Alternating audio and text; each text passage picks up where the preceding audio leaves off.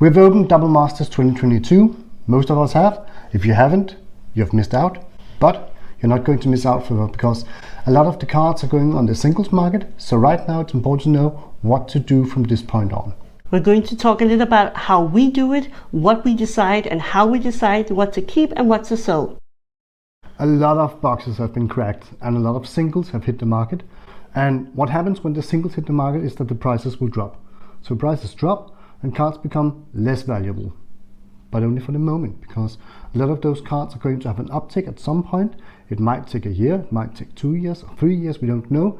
But so far, experience have shown us that cards will, if they are valuable, if they are playable, and if they are rare or scarce, then they will have an uptick. So good playable cards, hang on to them, because they are going to be worth more in the future. If you sell them now, you might live to regret it, you could say. Yeah. So I think the point is that right now we're entering a phase where everybody is getting their product. A lot of the stores have already opened all of their boxes because they could open before on the pre-sale date, which was about the 1st of July. And the rest of us mere mortals, we could open our boxes on the 8th of July. But everybody who ordered on Amazon is getting their shipment this week, because they can only, I think, ship it on the release date. So they're getting their boxes this week. This means that there will be opened a lot more, and for the next maybe 60 days or 90 days, we will see a lot more cards come to the singles market. So right now is the time to be the buyer. If you have a card, if you have a stable for your commander or your other kind of decks that you need, this might be a really good time to go get that playset or get that single card, because they will be cheap for the next 30 to 90 days. Right now is not the time to be a seller, because everybody's trying to sell their singles right now. And if you have the time for it, hold on to those cards and just wait till you see the market start upticking and sell them for a price that you feel more comfortable with. Yeah. And also, if you look at past experiences, look at the fetch lands, the original fetch lands from Onslaught. They were about $100. Then in Khans of Tarkir, the fetch lands were reprinted, and I don't know, it was maybe 2.5 months after Khans of Tarkir hit the market, a polluted delta was down to $13. 13, let's just repeat that, people, $13. That same polluted delta today is around $50. And the original fetch lands, they were down to $27 after Khans of Tarkir hit the market. They are now $100 again. So that shows us that if you sell too quickly, you're going to lose out on a lot of money and you're going to regret it. Like, subscribe, leave a comment. It means the world to us. Thank you. Cards, hang on to the playable cards and hang on to the stables. Stuff like Mana Vault, Phyrexian Altar. We just bought a couple of Phyrexian Altars, both in the regular version but also in the borderless art, because we believe that there will be some money to be made, and also because we're collectors and players, we wanted a couple for ourselves as well. Look at Mana Drain. It has been reprinted 3 times or 4 times, I think. Almost all the versions of Mana Drain is down to around $40. Do you think it's going to stay down there forever? Probably not. Of course not. It's going to rise up again. So now is the time to buy those Mana Drains. If you want them, if you don't want to pay too much for them, now is the time. Assess what you need, assess what you want, assess what you're willing to pay, and then hit those cards and do it now, because you might not get just as good a chance again.